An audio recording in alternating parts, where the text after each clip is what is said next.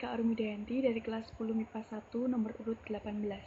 Saya akan menceritakan kembali biografi Raden Ajeng Kartini. Raden Ajeng Kartini atau yang lebih dikenal dengan sebutan Ibu Kartini. Dia merupakan keturunan dari keluarga yang terpandang dan lahir pada tanggal 21 April 1879. Satu hal yang diwariskan oleh keluarganya adalah pendidikan. Kartini pernah merasakan duduk di bangku sekolah dasar hingga ia tamat di sekolah dasar. Karakternya yang haus akan ilmu pengetahuan membuatnya untuk terus melanjutkan ke jenjang pendidikan yang lebih tinggi. Namun, ayahnya tidak memberikan izin kepada Kartini untuk dapat melanjutkan pendidikannya. Mengetahui sikap ayahnya, Kartini sangat sedih. Namun, dia tidak bisa mengubah keputusan ayahnya. Kartini tidak boleh lagi keluar rumah sampai waktunya dia menikah atau istilahnya dipingit. Untuk menghilangkan rasa jenuhnya itu, Kartini menghabiskan waktunya untuk membaca buku ilmu pengetahuan yang ia miliki. Hobinya yang suka membaca ini menjadi rutinitas harian Kartini. Bahkan, dia tidak segan untuk bertanya kepada ayahnya bila ada hal yang ia tidak mengerti atau kurang paham.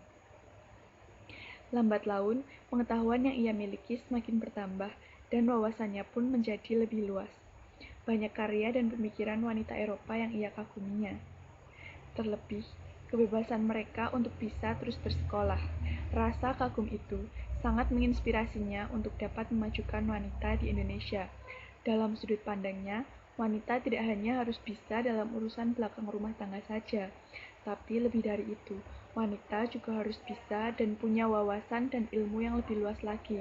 Dia pun mulai bergerak untuk mengumpulkan teman-teman wanitanya untuk diajari baca dan menulis.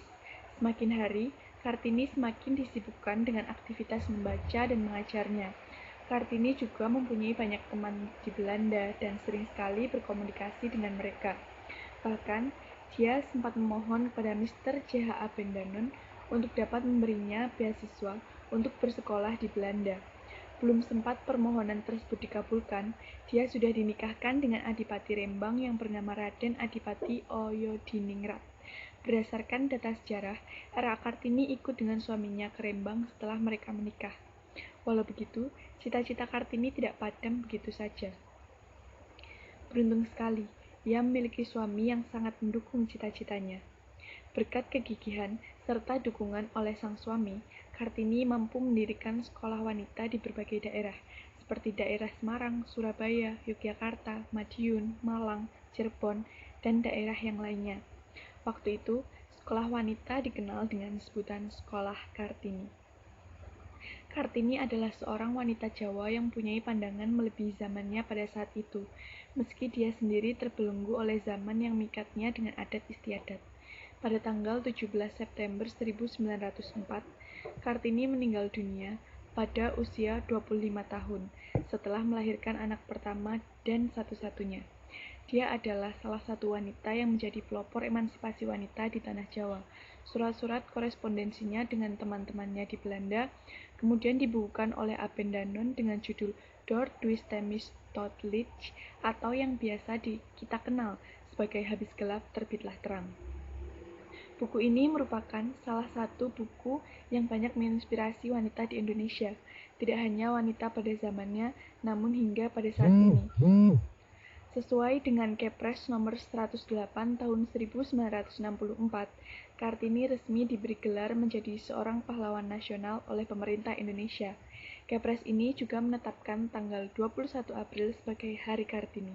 Namanya kini dijadikan sebagai nama jalan di beberapa daerah di Indonesia. Tidak hanya di kota-kota di Indonesia saja, melainkan di kota-kota di Belanda seperti di kota Utrecht, Venlo, Amsterdam, dan Haarlem. Dan bahkan W.R. Supratman membuatkan sebuah lagu untuk mengenang jasa-jasa yang sudah dilakukan oleh R.A. Kartini. Lagunya berjudul Ibu Kita Kartini. Lalu hikmah apa yang bisa kita petik dari biografi R.A. Kartini? Hikmahnya adalah kita tidak boleh berputus asa dalam bidang pendidikan karena kita sebagai penerusnya harus semangat dalam bidang pendidikan khususnya sekolah dalam keadaan suka maupun duka.